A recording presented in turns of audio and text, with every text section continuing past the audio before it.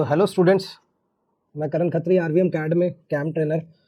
तो आज हम देखेंगे मास्टर कैम का यूज़ क्या है, मास्टर कैम क्या सॉफ्टवेयर है, किस पर्पस के लिए यूज़ होता है, क्या हम इसमें कर सकते हैं। बेसिकली जिस भी सॉफ्टवेयर के पीछे कैम लिखा हुआ आ रहा है वो कैम सॉफ्टवेयर्स हैं। कैम मतलब कंप्यूटर एडेड मैन्युफैक्चरिंग। जैसे आप कैड पढ़ते हो कंप्यूटर एडेड डिज़ाइन, ऐसे ही कैम है computer aided manufacturing. Computer aided manufacturing में हम यूज़ कर रहे हैं मास्टर कैम टर्निंग के लिए। तो टर्निंग मतलब कर तो हम इसमें सारा काम सकते हैं 2 एक्सिस से लेकर 9 एक्सिस तक, बट हम जो आज आपको बताने वाले हैं वो मास्टर कैम में टर्निंग की प्रोग्रामिंग बताने वाले हैं, सीएनसी टर्निंग की 2 एक्सिस की।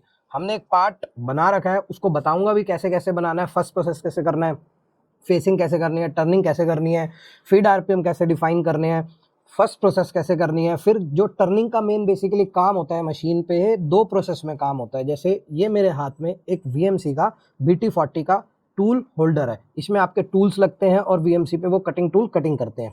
ये इसके ऊपर नट है, मैं इस नट को उतार के साइड रख देता हूँ। ये अडेप्टर है BT40 का।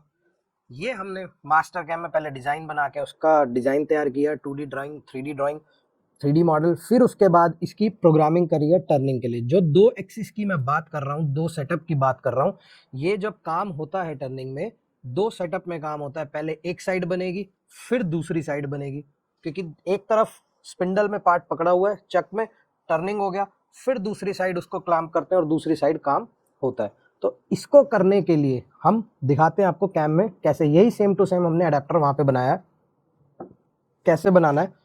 ये मास्टर कैम की स्क्रीन है हमारी, मास्टर कैम डिज़ाइन X5।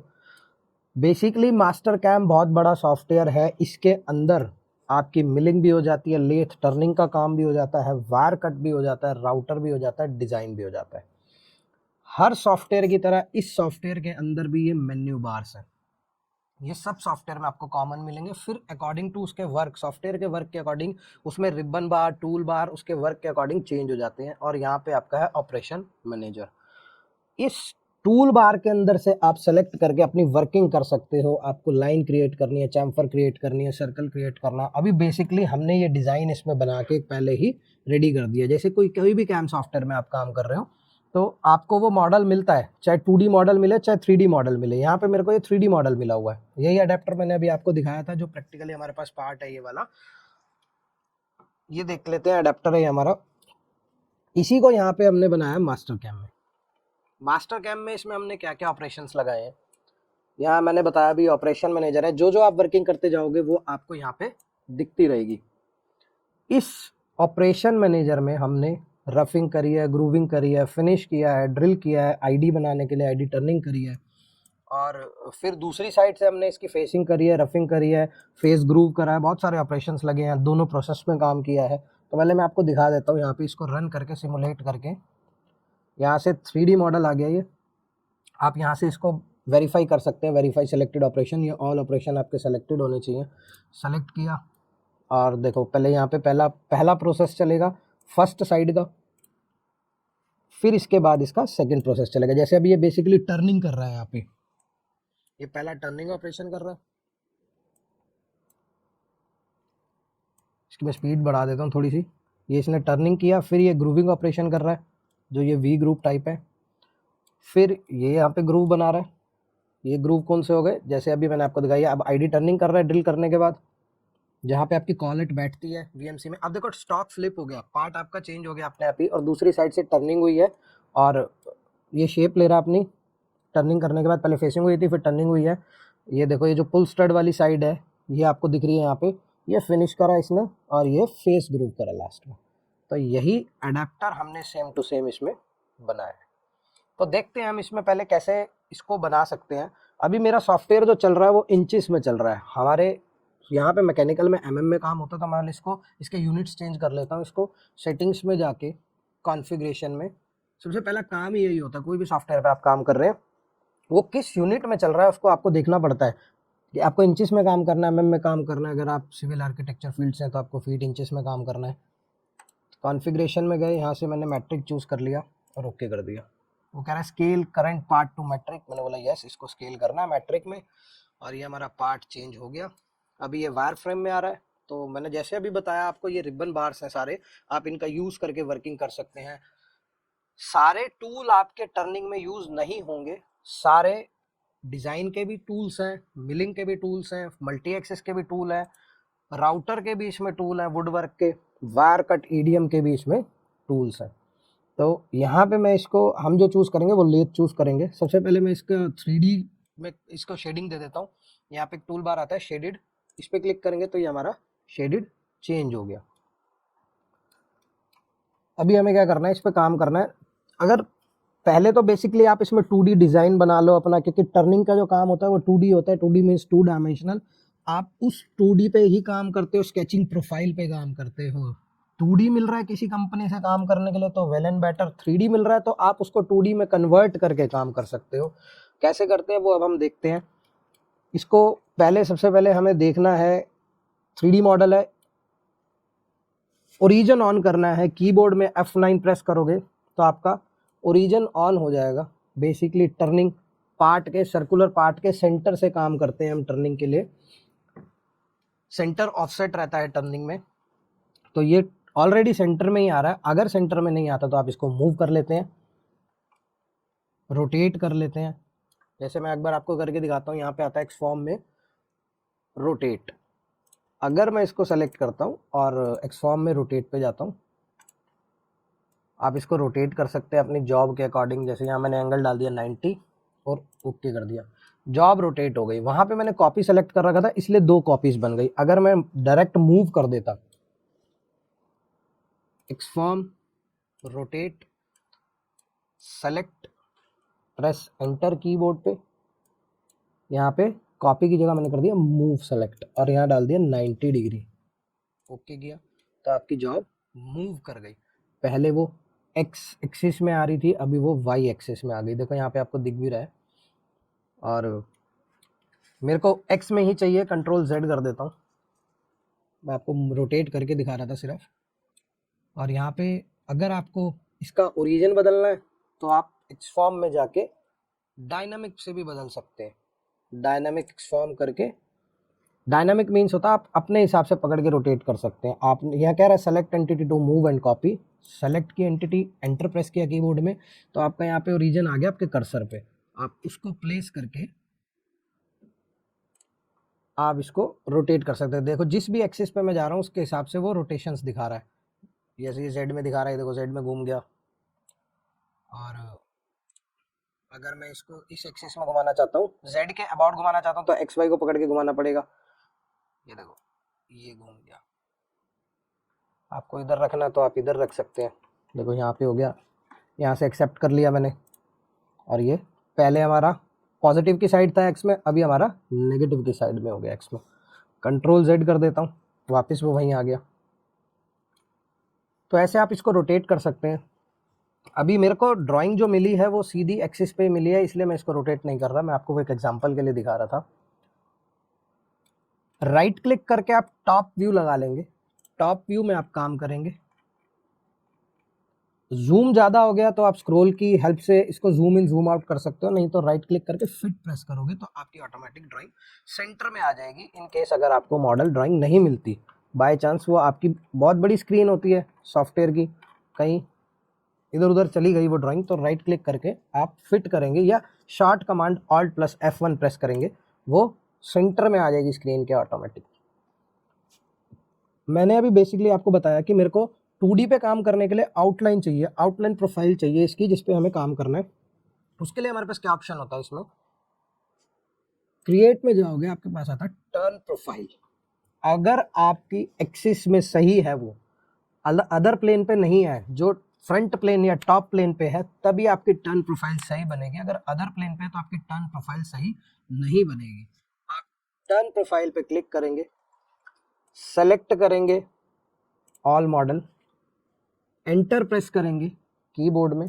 अगर आप एंटर प्रेस नहीं करते, आप क्रिएट टर्न प्रोफाइल में जाते हैं, सेलेक्ट करते हैं और यहाँ से ये ग्रीन एंड सिलेक्शन आता है इस रिबन बार में, इसको भी क्लिक कर सकते हैं। इस पर क्लिक करा तो आपका वही विंडो पॉपअप हो जाएगी। और आपको यहाँ रखना है स्पिन टॉलरेंस 0.2 की, और अपर प्रोफाइल चाहिए मेरे को, लोअर प्रोफाइल और फुल प्रोफाइल नहीं चाहिए, सिर्फ अपर प्रोफाइल चाहिए। एक साइड से ही मेरा काम हो जाता है। टर्निंग बेसिकली आपकी सेकंड क्वाड्रेंट में काम करती है इस तरफ।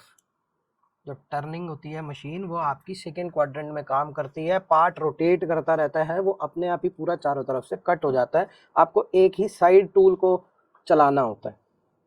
सेलेक्ट कर दिया पार्ट को और यहाँ से ओके कर दिया। देखो आपको यहाँ पे ग्रीन शेड से ये प्रोफाइल दिख रही है। अब मुझे ये नहीं चाहिए मॉडल, इसको मैंने सेलेक्ट कर दिया पूरे मॉडल को। 3D मॉडल की नीड नहीं है, सिर्फ प्रोफाइल की नीड थी। इसको सेलेक्ट करके स्क्रीन पे जाके यहाँ पे आता है blank entity. Blank entity means ये हाइड हो जाएगा। वो प्रोफाइल सॉलिड मॉडल पूरा हाइड हो गया और इसने सिर्फ उसकी एक टर्न प्रोफाइल ले ली। टर्न प्रोफाइल मतलब जैसे डिजाइन के स्टूडेंट्स क्या करते हैं, एक स्केच बना के उसको रिवॉल्व कर लेते हैं, हाफ सेक्शन बना के उसको रिवॉल्व कर लेते हैं, वो पूरा डिजाइन क्रिएट हो जाता है राउंड पार्ट्स में। तो वैसे ही इसने इसकी ये टर्न प्रोफाइल क्रिएट कर ली। यहाँ पे जो मैंने इसकी टर्न प्रोफाइल रखी थी अपने काम करने के लिए, ये टर्न प्रोफाइल, यही टर्न प्रोफाइल पे मैंने काम किया है। तो कभी भी कोई 3D मॉडल आ गया आपके पास, उससे आप ऐसे टर्न प्रोफाइल करके आपके लिए ईजी हो जाएगा काम करना, तो आप इस पे काम कर सकते हैं। मेरे को प्रोफाइल मिल गई।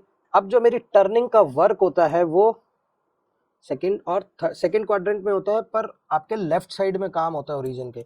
तो मेरे को अपनी ड्राइंग को इस तरफ लेके आना पड़ेगा। इस तरफ ड्राइंग पे लेके आने के लिए मैं क्या करूँगा, मेरे को एक सेंटर पॉइंट चाहिए जहाँ से मैं इस ड्राइंग को यहाँ पे मूव करा सकूँ। मूव कराने के लिए मेरे को यहाँ एक सेंटर पॉइंट चाहिए, बट यहाँ कोई लाइन नहीं है। मैं एक लाइन क्रिएट कर लूँगा। यहाँ पे इस टूल बार में आपकी आती है लाइन, क्रिएट अ लाइन। नहीं तो आप क्रिएट में जाके यहाँ से लाइन लेके एंड पॉइंट वाली लाइन भी ले सकते हैं। एंड पॉइंट पे क्लिक किया, एक ये पॉइंट पे पिक कर लिया मैंने और एक यहाँ नीचे अपने ओरिजिन पे पिक कर लिया। नहीं, अगर देखो करेक्ट ओरिजिन नहीं मिल रहा आपको और यहाँ से यहाँ तक का डिस्टेंस भी नहीं पता, एक ऑप्शन और कर सकते हो आप, लाइन स्ट्रेट यहाँ क्लिक कर दो किसी भी पॉइंट पे, फिर एक पॉइंट से यहाँ से लाइन क्रिएट करो और एक एंड पॉइंट यहाँ पे दे दो। क्लियर। फिर यहाँ पे एक आता है ऑप्शन आपके पास, ट्रिम ब्रेक एक्सटेंड। इस पे क्लिक करोगे, यहाँ पे ऑप्शन आता है डिवाइड एंड डिलीट। इस पे क्लिक करके इसको डिलीट कर दोगे और इसको डिलीट कर दोगे। आपको ये एक्यूरेट पॉइंट मिल गया जहाँ से आपको मूव कराना है अपनी ड्राइंग को। यहाँ पे एक्सफॉर्म में गए, मूव टू ओरिजिन। एक्सफॉर्म मतलब ट्रांसफॉर्म, ट्रांसफॉर्म मतलब अपनी ड्राइंग को आपने रोटेट करना है, स्केल करना है, मिरर करना है, मूव करना है, या डायनामिक ऑफसेट कॉपी कुछ भी करना है। देखो यहाँ पे बहुत सब चीज़ लिखी हुई है, ये डिज़ाइन की चीज़ें हैं कुछ, हमें टर्निंग के लिए यूज़ करना है move to origin. Move to origin पे क्लिक करोगे तो वो कहता है select point to translate from. जहाँ से आपको ट्रांसलेट करना है उस पॉइंट को सेलेक्ट करें। इस पॉइंट को मैंने सेलेक्ट कर दिया, ये इधर आ गया। इस लाइन को पिक करके डिलीट कर दिया, इसकी नीड नहीं है। और इस लाइन को भी पिक करके कीबोर्ड से डिलीट बटन प्रेस करके डिलीट कर दिया, क्योंकि मैं यहाँ से डिलीट करने का पर्पज ये है, आईडी पे भी काम करना है। अगर यहाँ लाइन रहेगी तो हमारा यहाँ आईडी में काम नहीं होगा, वो एक यहाँ पैच लग जाएगा एक तरीके से। लाइन प्रोफाइल का मतलब वो इसके अंदर नहीं जाएगा, फिनिश प्रोफाइल के अंदर, तो वो लाइन मेरे को डिलीट करनी पड़ेगी। अब मेरे को इस पे काम करना है। सबसे पहला काम क्या होता है कैम सॉफ्टवेयर में, चाहे आप 2 एक्सिस करो चाहे 3 एक्सिस करो, किसी भी कैम सॉफ्टवेयर में आपको ड्राइंग चाहिए, उसका मशीन का सेटअप चाहिए, मॉडल आपने ले लिया ड्राइंग, उसके बाद आपको रॉ मटेरियल चाहिए, ब्लॉक चाहिए, उसके बाद आपको टूल और पैरामीटर्स जो आप रिक्वायरमेंट है जिसके हिसाब से आपको काम करना है। तो इस पे आप मेरे को सबसे पहले मेरी प्रोफाइल सेट हो गई ड्राइंग, मैंने बताया आपको ओरिजिन के इसी तरफ आप काम करते हैं। यहाँ पे अब चूज करेंगे कि आपको किस मशीन के लिए काम करना है। मशीन टाइप, लेथ, डिफॉल्ट, जो भी ऑप्शन आप चूज करोगे यहाँ पे उसके पैरामीटर्स ऑपरेशन मैनेजर में एक्टिवेट हो जाएंगे, क्योंकि मिलिंग के ब्लॉक, स्क्वायर ब्लॉक चलता है मिलिंग में, लेथ में राउंड सर्कुलर सिलेंडर पार्ट चलते हैं, वायर कट के सेटअप लग जाएगा, राउटर के ऑपरेशन और उसके सेटअप लग जाएंगे और डिजाइन का सेटअप लग जाएगा। तो अभी मेरे को लेथ में काम करना है, मैंने लेथ सेलेक्ट किया और यहाँ पे गया डिफॉल्ट। तो जो यहाँ मशीन ग्रुप आ गया, ये प्रॉपर्टीज आ गई लेथ्स की आ गई। लेथ जो भी इसमें स्टॉक सेटअप होगा, टूल्स होंगे, वो सारे लेथ मशीन के, टर्निंग मशीन के आएंगे। यहाँ पे लेथ मशीन पे आ गए। स्टॉक सेटअप, हमें पहले स्टॉक चाहिए, स्टॉक पे क्लिक किया, फिर स्टॉक में आता है प्रॉपर्टीज। सबसे पहले क्या किया हमने, ऑपरेशन मैनेजर में मशीन ग्रुप में स्टॉक सेटअप में प्रॉपर्टीज़ में आपको ज्योमेट्री में सिलेंडर चाहिए, ब्लॉक चाहिए। जैसे भी मैंने बताया बड़ा सॉफ्टवेयर है, इसके अंदर सिलेंडर, सर्कुलर सब चीज़ें हैं, ब्लॉक भी है। तो अभी हमें सिलेंडर पे काम करना है, सिलेंडर चूज़ किया। आपको वैल्यूज़ पता है तो आप यहाँ वैल्यू डाल दो अपने पार्ट की। वैल्यू नहीं पता अगर, तो यहाँ से सेलेक्ट कर सकते हो। सबसे बेस्ट ऑप्शन है वैसे इसमें मेक फ्रॉम 2 पॉइंट्स। आप मेक फ्रॉम 2 पॉइंट्स पे जाओगे, एक सेंटर पॉइंट पिक करोगे और एक कॉर्नर पॉइंट पिक करोगे। एंड पॉइंट क्या हाई पॉइंट बोल सकते हो, जो आपका रॉ मटेरियल है। ये तो फिनिश ड्राइंग है, ये कटने के बाद बनेगी। अब वही रॉ मटेरियल आपका, अब यहाँ मैं कहीं भी अगर ये पॉइंट पिक कर लेता हूँ तो एग्जैक्ट मेरे को नहीं पता ना ये कितना फालतू जा रहा है, कितना कम आ रहा है। तो उसके लिए आप क्या करोगे, ऐसी कॉम्प्लिकेटेड ड्राइंग्स में मेक फ्रॉम 2 पॉइंट्स पे जाओ, एक सेंटर पॉइंट पिक करो और एक ये कॉर्नर पॉइंट पिक कर लो, हाई पॉइंट। इसको हाई पॉइंट पिक कर लिया। अब रॉ मटेरियल तो मेरा पूरा यहाँ तक होगा, एंड तक। तो मैं क्या करूँगा, सबसे पहले यहाँ यूज मार्जिन्स कर लूँगा। अभी उसने उसका हाई पॉइंट ले लिया 76, लेंथ ले ली 54, बट मेरी लेंथ पूरी यहाँ तक होनी चाहिए, पीछे तक, इस एरिया तक। तो मैंने क्या किया, यहाँ पे यूज मार्जिन ले लिया। ओडी पे बोला मेरा 2 mm मटेरियल प्लस है, 2 mm मटेरियल प्लस हो गया। राइट में बोला मेरा फेस पे भी 2 mm मटेरियल प्लस है। अब लेंथ में मैंने यहाँ पे कल ही कैलकुलेट करके रखा है, मैं डाल देता हूँ जैसे 98। तो देखो यहाँ से यहाँ तक का डिस्टेंस आ गया। क्लियर। वो वैसे भी मेजर कर सकते हो आप। ओके करो इसको, एक बार ओके करो। यहाँ पे आता है एनालाइज, डिस्टेंस में जाओ। इस पॉइंट से यहाँ तक का डिस्टेंस कितना है, 150। यहाँ तक का डिस्टेंस है 150, और इसी पॉइंट से यहाँ तक का डिस्टेंस 54। तो कितना एक्स्ट्रा हो गया यहाँ पे, 150 माइनस 55 मान लेते हैं इसको। 2 mm मेरे को एक्स्ट्रा भी चाहिए, 1-2 mm। तो 150 गया, 102 के अराउंड आपका आ जाएगा। तो आप वो वैल्यू यहाँ कैलकुलेट करके उतनी प्लस कर सकते हो। अभी मैंने कैलकुलेट कर रखा था, वो वैल्यू डाल दी। यहाँ पे मेरा रॉ मटेरियल आ गया। देखो यहाँ पे जो ये हिडन लाइन से आ रहा है, ये पिंक लाइन से जो आ रहा है, ये मेरा मॉडल है जो मेरे को बनाना है, जॉब है मेरी। अब तीसरा काम हमें क्या डिफाइन करना होता है, अपने जॉज, जो हमारे स्पिंडल पे चक लगा होता है। स्टॉक सेटअप पे गए, चक जॉज में गए, प्रॉपर्टीज। पहले हम गए थे स्टॉक की प्रॉपर्टीज में। स्टॉक की प्रॉपर्टीज में आपने मटेरियल डिफाइन किया, ऐसे ही चक जॉज प्रॉपर्टीज पे जाएंगे। चक जॉज प्रॉपर्टीज पे गए, make from 2 points. Make from 2 points में एक कॉर्नर पॉइंट चाहिए, आप वो कॉर्नर पॉइंट पिक कर लो। एक एंड पॉइंट चाहिए बाहर, जहां आपके चक रहेगा। ये आ गए जॉज। बट यहाँ से तो क्लैंपिंग होगी नहीं, क्लैंपिंग होगी स्टॉक के ऊपर से। तो यहाँ पे आता है पोजीशन में फ्रॉम स्टॉक। जैसे ही आप इस पे क्लिक करोगे, वो जंप करके आपका स्टॉक पे मूव कर जाएगा। अब इस स्टॉक पे मूव कर गया एंड में, तो ये इस कॉर्नर पे तो एजिस पे बिल्कुल शार्प एज पे तो हम क्लैंप करेंगे नहीं, हम एक ग्रिप लेंथ भी दे देंगे 10 mm 15 mm की, जो हमारे जॉब का 10 से 15% रहता है जॉब की लेंथ का। तो यहाँ पे 10 कर दिया, और यहाँ पे देखो ये शिफ्ट हो गया अंदर, यहाँ पे कर दिया ओके, और फिर यहाँ पे कर दिया ओके। तो ये अभी मेरा पूरा सेटअप लग गया, फिनिश हो गया, मतलब सेटअप लग गया, ड्राइंग आ गई, रॉ मटेरियल आ गया और जॉज आ गए। अभी हमें क्या करना है, अब इस पे ऑपरेशन क्रिएट करने हैं अकॉर्डिंग टू वर्क। सबसे पहले हमें मटेरियल दिख रहा है हमारा फेस पे, क्योंकि कोई भी रॉ मटेरियल मार्केट से कटिंग होके आ रहा है, बार्स कटिंग होके आ रही है आपके वर्क पीस के लेंथ के अकॉर्डिंग 2-2 4-4 mm फालतू, वो फेस पे टेपर रहती हैं। वो अनक्लीन करके, बिना क्लीन किए हम दे नहीं सकते उसको अनक्लीन में, तो उसको क्लीन करना पड़ेगा फेसिंग से, और टोटल लेंथ बना के हमें वर्क पीस की देनी पड़ेगी। सबसे पहले मैं इस पर एक फेसिंग का ऑपरेशन बना लेता हूँ, ठीक है। तो यहाँ पे मैं गया टूल पाथ पे, यहाँ पे मैंने चूज करा फेस ऑपरेशन। फेस ऑपरेशन पे क्लिक किया। अब ये पूछ रहा आप जो एनसी बना रहे हो, जो प्रोग्राम बना रहे हो, उसका नाम। अभी यहाँ पे आ रहा है ड्राइंग का नाम, तो आप दे सकते हो। यहाँ पे मैं क्या कर रहा हूँ, फेसिंग। अभी जो मॉडल का नाम था ये वो आ रहा है यहाँ पे, आप उसके ऑपरेशन का नाम भी दे सकते हैं। अपनी एनसी जो इस प्रोग्राम को आप सेव करोगे पूरा कंप्लीट करने के बाद, प्रोजेक्ट फाइल, उसका नाम भी दे सकते हो, जिससे भी आपको यहाँ पे सेव करनी है। ओके, जैसे ही ओके किया, यहाँ पे आ गया lathe face properties. Lathe face properties में आपके यहाँ पे सारे टूल पाथ पैरामीटर सारे टूल पाथ पैरामीटर सारे जो भी आपको टूल चाहिए एज पर रिक्वायरमेंट आप उनको यूज कर सकते हो। जैसे यहाँ पे आ रहा है OD rough right tool, OD rough left tool 55 degree का आ रहा है। ये फिनिश टूल आ रहे हैं 35 डिग्री के, जो आप प्रोफाइलिंग के लिए यूज़ करते हो VNMG वगैरह के। तो अभी मैं यहाँ पे OD rough right tool use करता हूँ। डबल क्लिक किया, डबल क्लिक करते ही यहाँ पे सारी इंसर्ट शो हो रही हैं जो भी आपको जिस पे काम करना है। मैंने यहाँ से TNMG ले लिया। TNMG में आप जो नॉर्मल आपका स्टैंडर्ड आता है उसका IC डाया जो सर्कुलर जिसके अंदर वो बन रही है, थिकनेस, कॉर्नर रेडियस, वो आप यहाँ फिल कर सकते हो। फिर ऐसे होल्डर भी यहाँ से होल्डर चूज कर सकते हो, आपको जितने डिग्री का होल्डर चलाना है। कुछ एरिया होते हैं प्रोफाइल एरिया जहाँ पे आपका नॉर्मल स्टैंडर्ड टूल नहीं जा सकता, तो आप एक दूसरे स्टैंडर्ड का कस्टम टूल लेते हैं, उनकी डिग्री चेंज कर सकते हो, अपना खुद का एक टूल क्रिएट करके डाल सकते हो कस्टम टूल। वो भी इसमें आप अपना बना के अपनी कैड से डिज़ाइन बना के इसमें सेव करके रख सकते हो लाइब्रेरी में।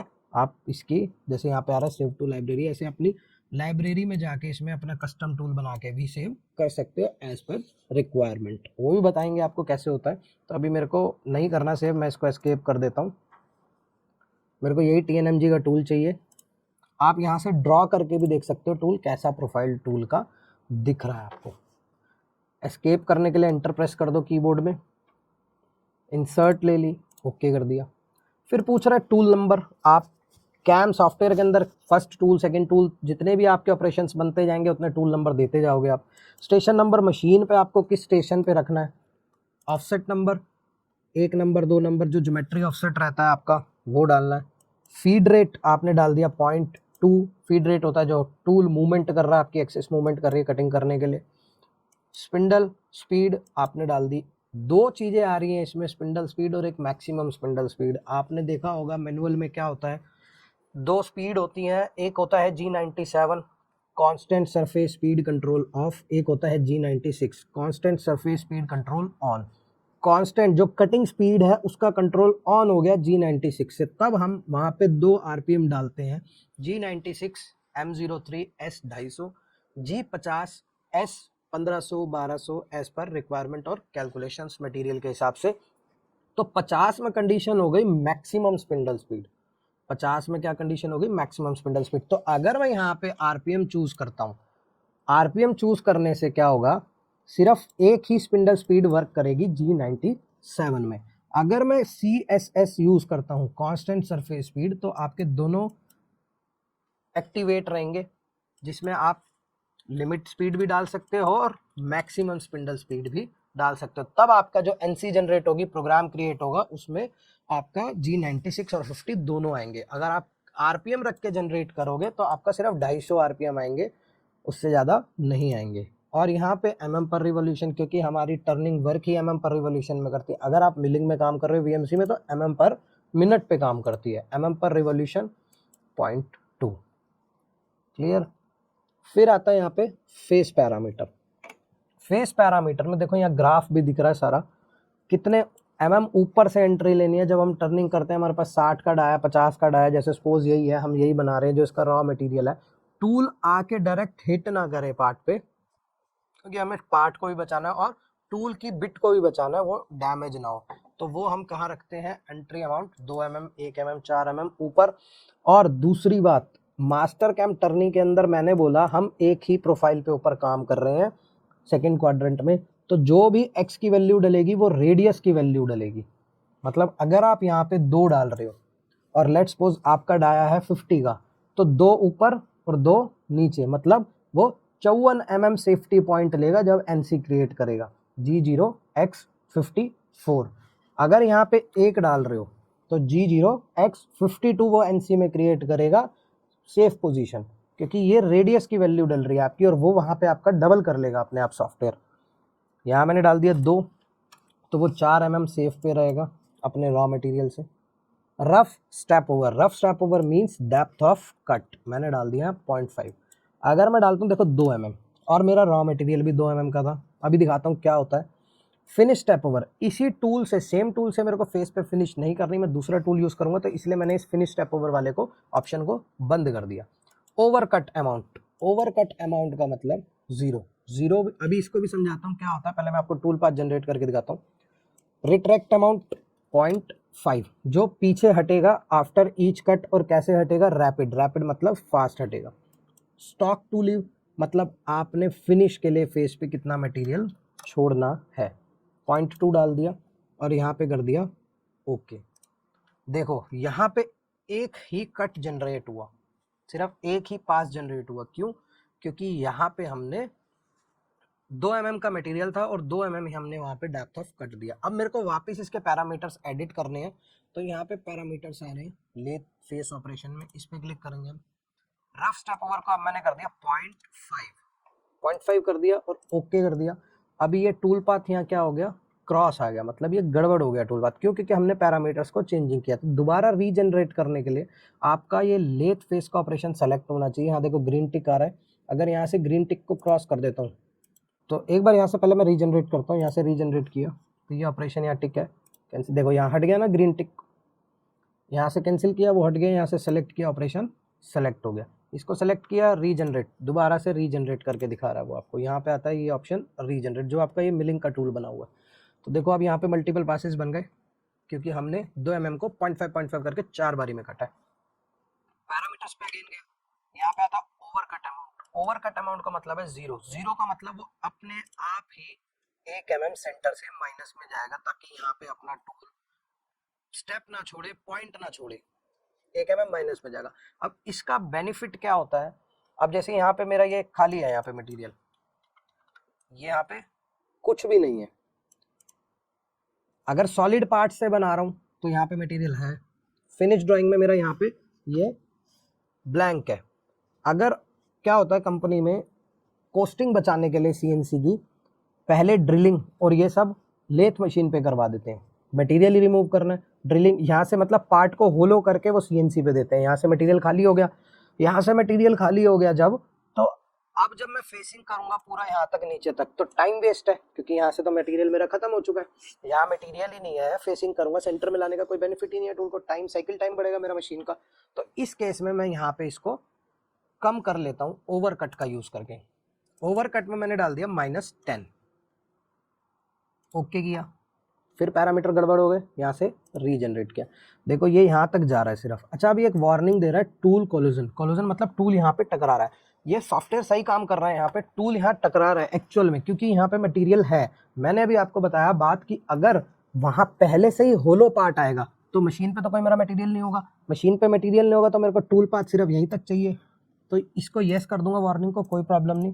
जो टूल पाथ जनरेट होगा वो यहीं तक जनरेट होगा और होलो वाली जगह तक नहीं जाएगा टूल पाथ, इससे हमारा साइकिल टाइम बचेगा। यहाँ सॉफ्टवेयर में मटेरियल है इसलिए वो कोलोजन दिखा रहा है, वहाँ तो मेरा ये होलो होगा पार्ट, तो यहाँ पूरा नीचे नहीं जाएगा। अगर मेरे को पूरा चाहिए तो मैं वापस जाके ओवरकट को 0 कर देता हूँ, या मैंने -20 कर दिया यहाँ पे अब की बार, ओके किया, जनरेट किया, अब वो -20 तक जा रहा है, देखो ये टूल पाथ ही यहीं तक जनरेट हुआ। अगर आपको सेंटर से ज़्यादा लेके जाना है तो आप इसको पॉजिटिव में डाल दो, पॉजिटिव में डालोगे तो वो 10 mm सेंटर से ज़्यादा चला जाएगा। पैरामीटर्स पे गए और यहाँ पे बोला 0, ओके, यहाँ से किया जनरेट, ये पूरा यहाँ तक क्रिएट हो गया। अब ये मेरे को डिस्टर्ब ना करे टूल पाथ, इसको मेरे को हाइड करना है, तो ऑपरेशन आपका यहाँ से सेलेक्ट होना चाहिए, ऐसे ग्रीन टिक, कैंसिल किया, फिर से सेलेक्ट किया, और यहाँ पे आता है toggle display on selected operation. Toggle display से टूल पाथ हाइड हो जाएगा, ये टूल पाथ हाइड हो गया, और फिर यहाँ से वापस शो हो गया ये टूल पाथ, फिर से हाइड कर दिया इसको मैंने। अभी देखो 0.2 मटेरियल बच गया सिर्फ फिनिश के लिए। अब मेरे को ये मटेरियल यहाँ से रिमूव करना है रफिंग करके, ये यहाँ से रिमूव करने के लिए क्या यूज़ करूँगा मैं, टूल पाथ रफ, रफ पे गया, यहाँ पे आता है चैनिंग सिस्टम। क्या आता है, चैनिंग सिस्टम, इसमें पार्शियल है सबसे बेस्ट ऑप्शन। पार्शियल में आप उस पाथ को सेलेक्ट करते हो, उस ट्रैक को सेलेक्ट करते हो जहाँ पे आपको टूल पाथ चलाना है। पार्शियल ऑन कर लिया, यहाँ से वेट ऑन कर लिया, वेट ऑन करके मैंने क्या किया, इस चैम्फर को पिक किया और ये लास्ट पॉइंट पिक किया। अब ये एक वार्निंग दे रहा है, partial chain path between first and last entity not found, इस पाथ के बीच में फर्स्ट और लास्ट एंटिटी फाउंड नहीं हो रही। क्यों नहीं हो रही? इसमें एक मिस्टेक है। जब मैंने ये प्रोफाइल क्रिएट करी, ये गलत हो गया, मैं इसको एक बार डिलीट कर देता हूँ सेलेक्ट करके, राइट क्लिक डिलीट। ये मेरा ऑपरेशन क्रिएट है, ठीक है। यहाँ पे क्या गड़बड़ हुई थी, जब इसने प्रोफाइल क्रिएट करी थी तो यहाँ पे ना गैप क्रिएट कर दिया था। ये गैप की वजह से उसने वो चैन सेलेक्ट नहीं करी, इस गैप की वजह से। तो यहाँ पे मैं इसको ज्वाइन कर लेता हूँ। कैसे? एक लाइन ली यहाँ से, चाहे आप क्रिएट में जाके लाइन लेके एंड पॉइंट ले लोगे, एक पॉइंट ये पिक किया और एक पॉइंट ये पिक कर लिया, ये लाइन क्रिएट हो गई यहाँ पे, और यहाँ से एस्केप कर दिया, ये ज्वाइन हो गई मेरी लाइन। अब मैं क्या करूँगा, अच्छा ये सेलेक्टेड होगी इसलिए डिलीट हो गई, तो इसको सेलेक्ट नहीं करते, इसको सेलेक्ट करके सिर्फ डिलीट कर देते हैं। वो यहाँ सेलेक्टेड होगी इसलिए वो भी डिलीट हो गई थी। तो यहाँ पे मैं फिर से एक लाइन क्रिएट करता हूँ, लाइन एंड पॉइंट, और एक पॉइंट ये और एक पॉइंट ये। तो प्रोफाइल कंप्लीट है मेरी यहाँ से। अब मैं जाता हूँ फिर से एस्केप करके, टूल पाथ रफ, पार्शियल और वेट ऑन करोगे, यहाँ से एक पॉइंट। अब देखो ये रिवर्स डायरेक्शन में जा रहा है, पर मेरे को काम तो इस तरफ करना है। यहाँ से मैंने सेलेक्ट कर लिया रिवर्स, फिर इस पॉइंट को पिक किया, या मैं सोचता हूँ मैं इसको पूरे को एक बार कंप्लीट कर लेता हूँ यहाँ तक। इसमें क्या होगा, ऐसे करने से जब मैं दूसरा प्रोसेस करूँगा ना मशीन पे, ये यहाँ तक कंप्लीट हो जाएगा मेरा, तो यहाँ पे मेरा ये प्लेन सरफेस रहेगा राउंड, इसको मेरे को क्लैम्प करने में प्रॉब्लम नहीं होगी। तो ये मैं इसको यहाँ पे पूरा यहाँ तक कंप्लीट कर लेता हूँ। इस पॉइंट को पिक कर लिया, तो ये मेरी पूरी चैन सेलेक्ट हो गई। ये क्या कर रहा है, ग्रीन स्टार्ट कर रहा है और रेड एंड कर रहा है, और येलो इसका पाथ है जिस पे हमें काम करना है। अब इस बीच में कुछ ऐसी भी प्रोफाइल्स हैं जहाँ पे हमारा टूल नहीं जा सकता, टूल यहाँ जाएगा तो लग जाएगा। इन चीज़ों को मैं ग्रूव टूल से रिमूव करूँगा। यहाँ पे शेप दूंगा, प्रोफाइल दूंगा ग्रूव टूल से। पहले मैं टर्निंग करता हूँ, यहाँ पे मैं ओके करता हूँ, फिर से लेथ पैरामीटर आ गए, वही टूल आ गया मेरा जिससे मेरे को काम करना है। यही टूल यूज़ करूँगा जो फेसिंग में यूज़ हुआ था, tool number, station number, offset number. Feed rate define कर दिया। यहाँ पे कैम सॉफ्टवेयर में क्या आता है, प्लंज फीड रेट आता है। प्लंज फीड रेट का मतलब होता है कि जब टूल फर्स्ट टाइम प्लंज कर रहा है आपके पार्ट में कट लेने के लिए, तब वहाँ पे फीड कम रखना चाहते हैं तो आप कम रख सकते हैं। mm पर रिवोल्यूशन पे काम कर रहे हैं, mm पर रिवोल्यूशन, और कटिंग स्पीड ऑन रहनी चाहिए। मेरी मिनिमम मैंने दे दी 250 स्पिंडल स्पीड और मैक्सिमम दे दी 1500। फिर रफ पैरामीटर पे गए, यहाँ पे पूछ रहा है सबसे पहले डेप्थ ऑफ कट और इक्वल स्टेप्स में। डेप्थ ऑफ कट का मतलब क्या हो गया आपका, यहाँ पे वही कि आपको कितना एक बारी में काटना है। और यहाँ पे मैंने अभी पहले भी बात बताई है आपको, ये डेप्थ ऑफ कट क्या काम कर रहा है, एक साइड का है। अगर मैं यहाँ 2 डाल रहा हूँ तो वो 4 mm कम करेगा, 2 mm ऊपर से और 2 mm नीचे से, मतलब जो डेप्थ ऑफ कट लेगा प्रोग्राम में वो 4 mm का लेगा। मैंने यहाँ कर दिया 1 mm, तो अब वो कितना लेगा, 2 mm का डेप्थ ऑफ कट लेगा।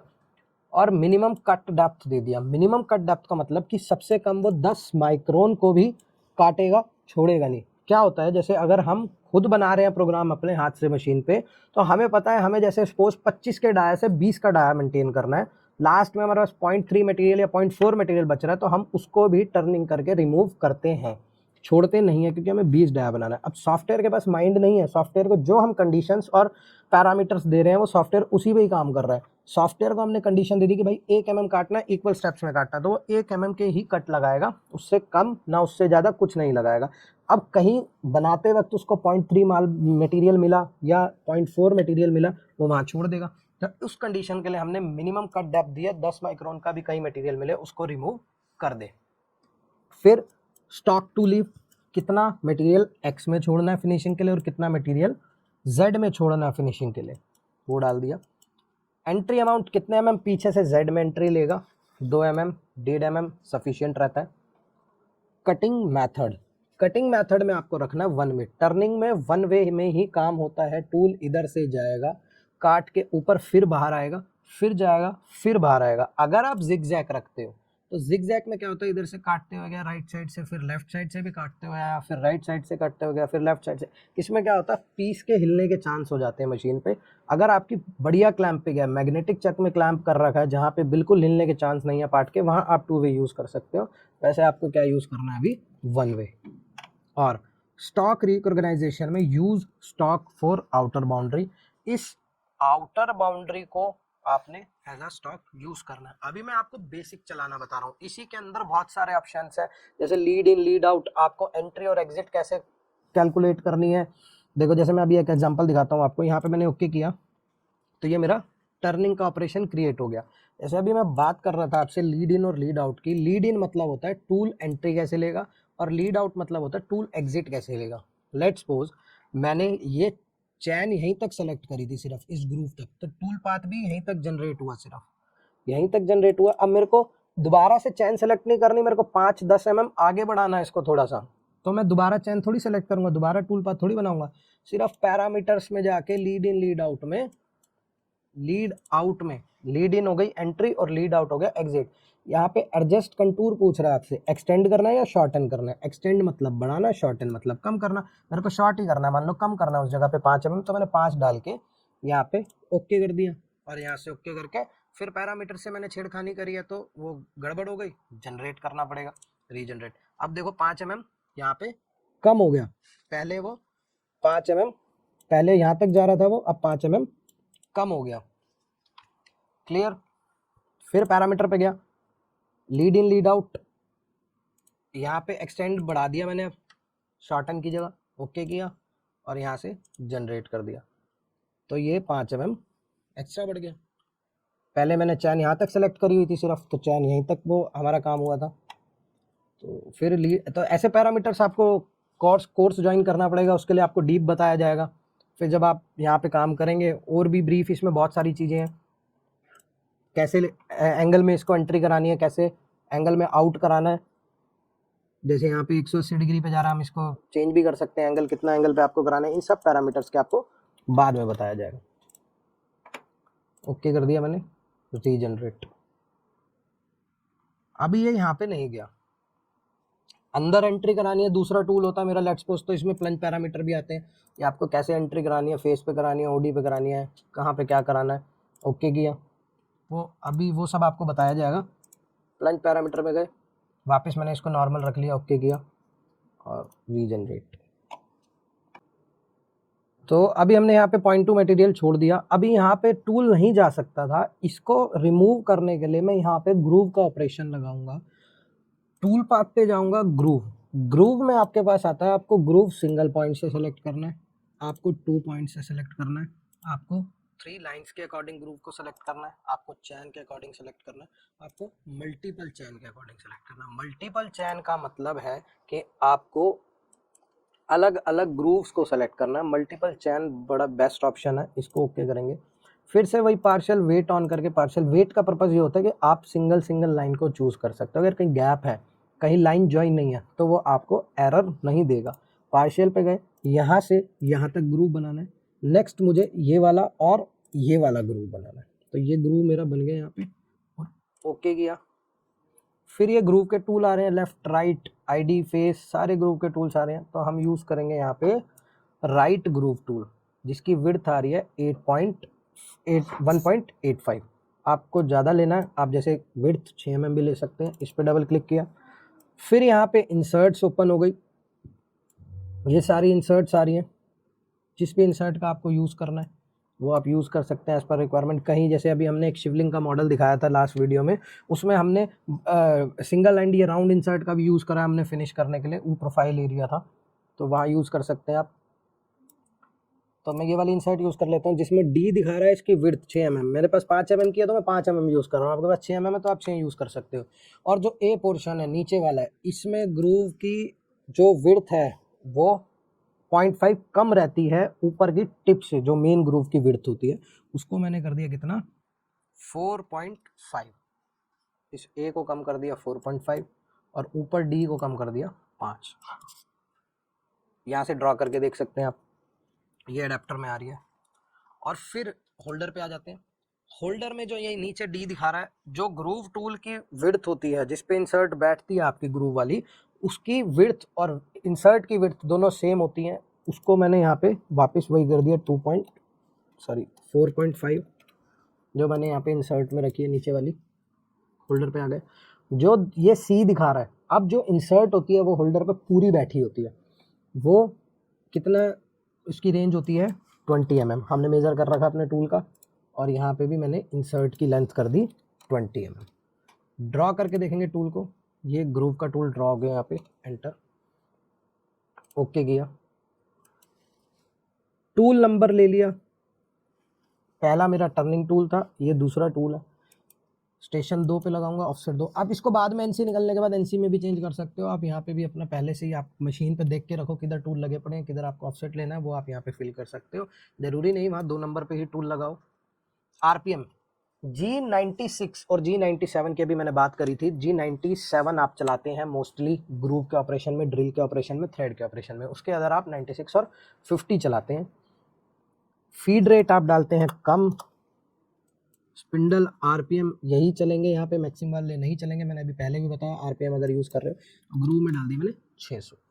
Groove shape parameter, outer stock को यूज़ करना है मैंने। ओडी की सिलेक्शन करिए। मास्टर कैम के अंदर ऐसा कुछ नहीं है कि आईडी के ऑपरेशंस के लिए अलग टूल पाथ हैं, ओडी के ऑपरेशन के लिए अलग टूल पाथ हैं, सेम टूल पाथ रहते हैं। डिपेंड करता है आप सिलेक्शन कौन सा एरिया कर रहे हैं। अगर आप आईडी में सेलेक्ट कर रहे हैं तो आईडी ग्रूव बनेगा, ओडी में सेलेक्ट कर रहे हैं तो ग्रूव का ऑपरेशन एक ही है टूल पाथ में जाकर, उसको चूज करके डिफॉल्ट यहाँ ओडी ले लिया। आईडी सेलेक्ट करते तो डिफॉल्ट आईडी आ गया, फेस सेलेक्ट करते तो आप डायरेक्ट फेस आ गया, बैक फेस पे काम करते तो बैक फेस आ गया। ओडी ले लिया अभी मैंने, ग्रूव रफ पैरामीटर पे आ गए, और यहाँ पे कट डायरेक्शंस है। अगर आप पॉजिटिव लेते हो तो देखो यहाँ पे दिखा भी रहा है आपको ग्राफ में, पीछे से काटना शुरू करेगा, मतलब पीछे से काटते काटते काटते आगे की तरफ आएगा। नेगेटिव लेते हैं तो आगे से काटते काटते पीछे की तरफ जाएगा। बाय डायरेक्शनल लेते हैं तो सेंटर में आता है, सेंटर में आके लेफ्ट और साइड राइट साइड काम करता है। अगर आप चेन डायरेक्शन लेते हैं तो जैसे आपने चेन सेलेक्ट करी है वैसे जाएगा। तो यहाँ इन केसेस में आप अगर आपकी प्रोफाइल है, जैसे हमने शिवलिंग की नीचे वाली प्रोफाइल बनाई थी, उसमें मैंने बाय डायरेक्शनल चूज किया था, क्योंकि बाय डायरेक्शनल में क्या होता है, उसमें ऊपर नीचे मटेरियल था, कोई प्रोफाइल सेम नहीं थी, टेपर प्रोफाइल, कर्व प्रोफाइल थी, तो बीच से काटते काटते मैं साइडों की तरफ गया था। इसमें मैं नेगेटिव यूज़ कर रहा हूँ, साइड से काटते काटते आएगा। अभी दिखाता हूँ कैसे होगा। कितने एमएम ऊपर से क्लियरेंस चलानी है वो डाल दी, कितना आगे शिफ्ट होगा मतलब स्टेपिंग। अब 3 mm की मैं अगर 5 mm की इंसर्ट विड्थ यूज़ कर रहा हूँ तो ये एरिया 5 mm तो है नहीं, उससे ज़्यादा है, तो 5 mm की इंसर्ट की विड्थ 5 mm एरिया कवर करेगी। उससे आगे कितना शिफ्ट होगी कटिंग करने के लिए 75, मतलब 75 आगे शिफ्ट हो जाएगी और 25% पिछले टूल पाथ पे ओवरलैप करके चलेगी, जिससे इंसर्ट और इंसर्ट के बीच का गैप स्टेपिंग पार्ट पे ना रहे। और पीछे कितना हटेगी हर बार 10%। ग्रूव की वॉल्स कैसी बननी चाहिए, स्मूथ। ग्रूव की वॉल्स कैसी बननी चाहिए, स्मूथ। स्टेप्स रखूंगा तो स्टेप्स में बनेगी, स्मूथ रखूंगा तो स्मूथ में बनेंगी।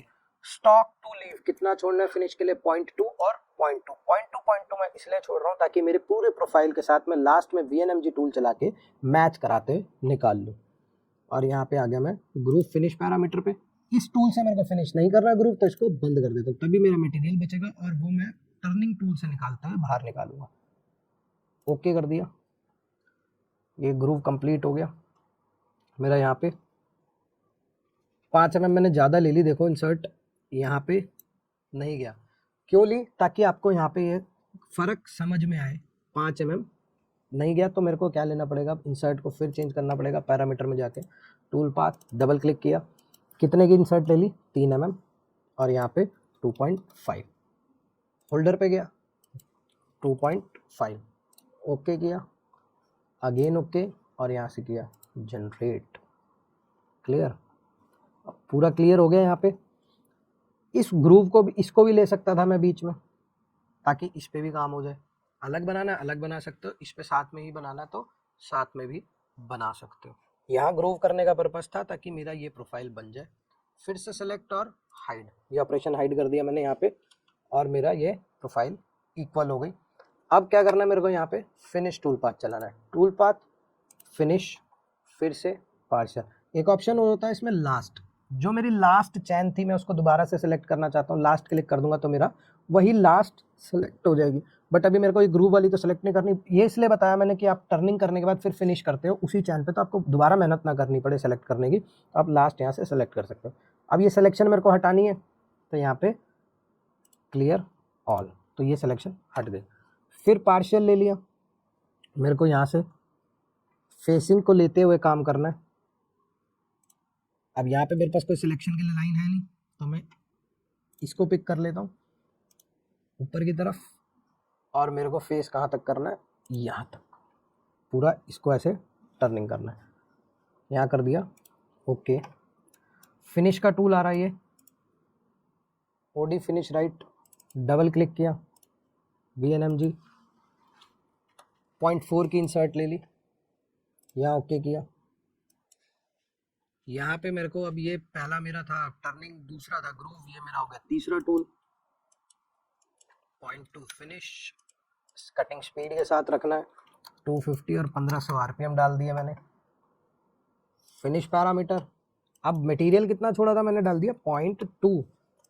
अब 0.2 को आपको 2 बारी में काटना है या 1 बारी में काटना है? 1 बारी में काटना है तो 1, 2 बारी में काटना है तो 2। 2 बारी कर दूंगा तो 0.1 करके काटेगा, 1 बारी कर दिया तो 0.2 करके काटेगा। और यहाँ से किया ओके, तो अभी देखो ये पूरा चल गया यहाँ से, बट ये इस एरिया में नहीं गया। क्यों नहीं गया इस एरिया में? क्योंकि उसको मैंने यहाँ जाने का अलाउ किया ही नहीं। फिर से पैरामीटर में गए, यहाँ पे बताया था भी प्लंज पैरामीटर, यहाँ पे आपको दिखा रहा है प्लंज कटिंग, इसमें दिखा रहा है ये सिलेक्टेड है, नो प्लंजिंग अलाउड, कहीं प्लंजिंग अलाउड नहीं है, इसमें प्लंजिंग अलाउड है। इसमें काटते काटते और फेस पे भी कुछ होगा तो उसमें भी चला जाएगा। अब यहाँ पे क्या केस है, यहाँ पे मेरा इस फेस में भी घुस जाएगा, यहाँ भी वही प्लंज है ना, ग्रूव है, फेस ग्रूव, मेरे को ये फेस से बनाना, पर मेरे को यहाँ नहीं जाना, तो यहाँ मैंने क्या कर दिया, इसको ये वाला चूज कर लिया, थर्ड वाला। इसमें कह रहा है ओडी पे जाएगा और फेस में नहीं जाएगा। ओके किया, ओके, फिर से जनरेट, अब देखो ये यहाँ से करते हुए गया, क्लियर।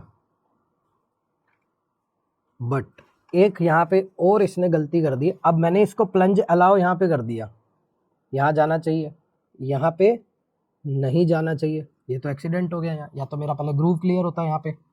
अगर ये मैं यहाँ से इसको 3D करके दिखाता हूँ, सारा सेलेक्ट करके ऑन करता हूँ, स्पीड कम, प्ले, जनरेट, फेसिंग हुई, ये टर्निंग हुई,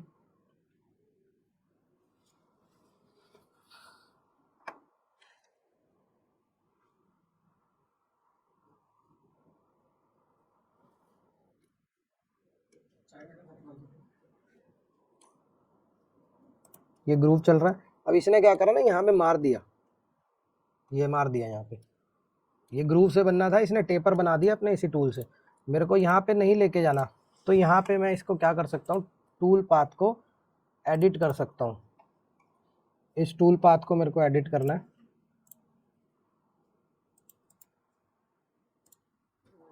यही चाहिए मेरे को सिर्फ, इस टूल पाथ को देखो ये यहाँ पे जा रहा है, इसको शो करता हूँ, मेरे को ये एडिट करना है, तो इसी पे ही राइट क्लिक करके आता है tool path editor. Tool path editor में मेरे को इस पॉइंट को एडिट करना है। इस पॉइंट को कैसे एडिट करना है, ये यहाँ पे सेलेक्ट करूँगा तो इसने ये पॉइंट पिक कर लिया, ये 41 पॉइंट है मेरा, यहाँ से मैंने इसको कर दिया डिलीट पॉइंट, यस, ये पॉइंट मेरा डिलीट हो गया। इस पॉइंट को पिक किया, डिलीट पॉइंट, ओके, इस पॉइंट को पिक किया, डिलीट पॉइंट, लाइन सीधी हो गई। इस पॉइंट को पिक किया, डिलीट पॉइंट, सॉरी ये ज़्यादा हो गया, right click, tool path editor, जैसे मेरे को ये पॉइंट नहीं चाहिए तो डिलीट पॉइंट, ओके, ये वाला पॉइंट नहीं चाहिए, डिलीट पॉइंट, ओके, ये पॉइंट नहीं चाहिए, डिलीट पॉइंट, ओके, ये वाला पॉइंट नहीं चाहिए, ये वाला, डिलीट पॉइंट, ओके, ये वाला पॉइंट नहीं चाहिए, डिलीट पॉइंट, ओके, ये सॉरी इसको ये नहीं चाहिए, डिलीट पॉइंट, ये मेरी लाइन सीधी हो गई। और ये आर्क भी नहीं चाहिए मेरे को, इसको कर दिया डिलीट और ओके कर दिया, ये मेरी सीधी लाइन आ गई। तो मेरी आर्क यहाँ डिलीट हो गई गलती से, उसको डिलीट नहीं करना था, पीछे वाले पॉइंट को डिलीट करना था। तो अब ये इसके अंदर नहीं जाएगा अगर मैं इसको चलाता हूँ दोबारा से, रीजन, सॉरी ये लॉक हो गया टूल पाथ, अब नहीं बनेगा। तो अगर मैं इसको सिमुलेट करता हूँ सिर्फ इसी टूल पाथ को, तो ये इसके अंदर नहीं जाएगा, अब सीधा ऊपर से निकल जाएगा।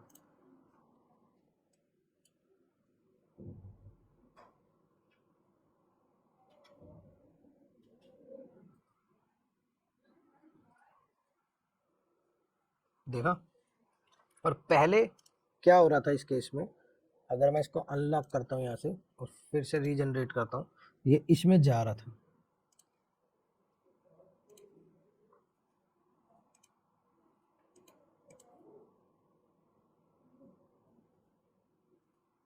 ये गया यहाँ पे। तो ये यही पॉइंट मैंने डिलीट करा था ऐसे करके। Right click tool path editor, इस पॉइंट को सेलेक्ट किया और डिलीट कर दिया। ओके, इस पॉइंट को सेलेक्ट किया, डिलीट कर दिया, और इस लाइन को सेलेक्ट करके डिलीट कर दिया, और इस आर्क को सेलेक्ट करके डिलीट कर दिया, इस आर्क को भी डिलीट कर दिया, और इसको भी डिलीट कर दिया। इस पॉइंट को 37 पॉइंट को भी मैंने डिलीट कर दिया। तो ये लाइन सीधी होगी देखो मेरी। और ओके, अब ये स्ट्रेट बन गया। अब इसको चला के देखते हैं फिर से। व्यू पोर्ट, प्ले,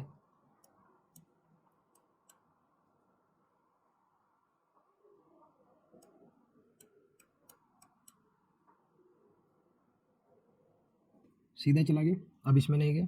तो जैसे अभी आपने देखा, हमने फर्स्ट प्रोसेस करी थी सीएनसी टर्निंग में। दो प्रोसेस होती हैं राउंड बार की, एक साइड फर्स्ट प्रोसेस, फिर सेटिंग चेंज करके दूसरी साइड। यही आप मास्टर कैम में टर्निंग में प्रोग्राम बना के, जो आपने facing, turning, groove operation first side लगाए, वही सेकंड साइड करने पड़ेंगे, जो आपको फ्लिप करना पड़ेगा। ऐसी ही एडवांस चीजें सीखने के लिए आपको आरबीएम कैड में विजिट करना पड़ेगा, वहाँ कोर्स ज्वाइन करना पड़ेगा, जिसमें आपको और ब्रीफ बताया जाएगा। और कोई भी कैम सॉफ्टवेयर से रिलेटेड आपको डाउट है, आप कमेंट करें, हम आपके डाउट्स को क्लियर करेंगे।